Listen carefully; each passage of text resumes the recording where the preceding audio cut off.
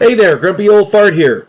Be sure to check me out over on Rumble. There you'll find all of my stuff from YouTube, plus my political and social commentary and weekly current events, which YouTube frowns on. Links to my Rumble channel, as well as my other YouTube channels, and links to let you order my books are in the description of this video. If you enjoy my content, please like, subscribe, share, and comment. I welcome your comments, even if you disagree with me. Now, on with the video. Hey there, Grumpy Old Fart here.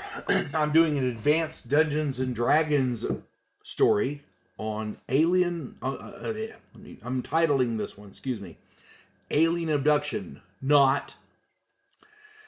Years ago, I was playing in my friend Gerald's game. We had a group of 5-player characters. We had a wizard, a cleric, a thief, and 2 fighters. Gerald was infamous for throwing the weird stuff at us. If there was a weird monster, he used it. If there was a way he could make a monster weird, he used it. One night, our group was camping along a road. We were heading for a big city to find work, and we'd run out of daylight, so we made camp. Happens a lot in the game. We were about to go to sleep when our thief saw a light in the sky. It lowered down above us, and a bright light engulfed us. Next thing we knew, we were in a room. The walls were shiny steel, and we were all laying on tables. 3 short beings walked in. Gerald described them very much like the little gray aliens. The classic description, the little short guy with a big oval, dark eyes, the whole 9 yards. Thin, Our gear was on a table in the corner, and we weren't held down in any way. Of course, we were having none of that. None of that. Ain't no probe me. Screw that. We were young at the time, so yeah. Oh, he's going to get probed. No, that wasn't happening. We were having none of that. Our wizard was a psionic, and he used psionic blast on them.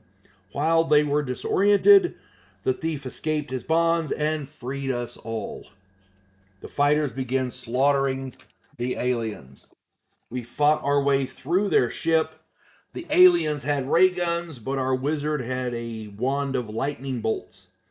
He also had magic missiles, and he very capably used a cone of cold. We were pretty high levels, I recall.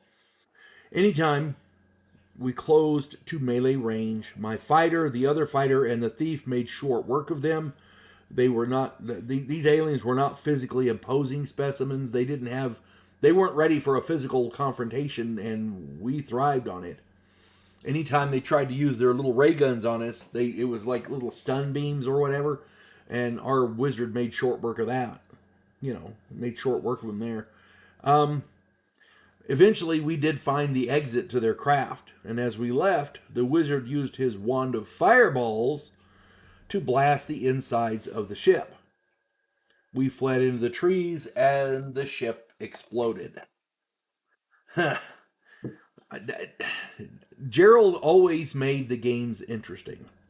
Our cleric managed to come away with a backpack full of their ray guns, and we used them to great effect for the rest of that campaign. As I understand it, as I recall, that campaign lasted another 7 months, and our guys were the terror. We ended up running a kingdom, as I recall. Because of all the advanced technology we had, and we had ray guns and like that. So essentially, what happened in Gerald's game was the aliens decided to abduct some more test subjects, and they ended up getting far more than they bargained for. They really bit off more than they could chew in that one. Yeah, it's as a dungeon master, you can throw all kinds of monsters at them. The problem with that is a lot of times the players have read the monster manual. They know what to expect. Once they figure out what the monster is, they know what to expect. And you got to keep it lively. You got to give your monsters different items, different abilities, changed up a little bit. It's rare in Dungeons and Dragons. As a matter of fact, that's the only time I can think of where aliens tried to abduct player characters.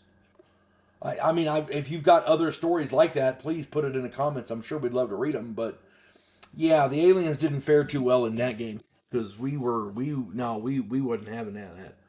Being younger gentlemen at the time, nobody probing me. You folks have a good one. God bless one and all. There is a house in New Orleans where the monsters all hang out. When the police detective, who happens to be a skinwalker squirrel, uncovers a plot by a paranormal perpetrator, he has to enlist the aid of his fellow housemates. If you enjoy a modern, quirky take on historical mythology, check out my new original novel, The House Off Farrago Road. Please like, share, subscribe, and comment. I welcome your comments even if you disagree with me.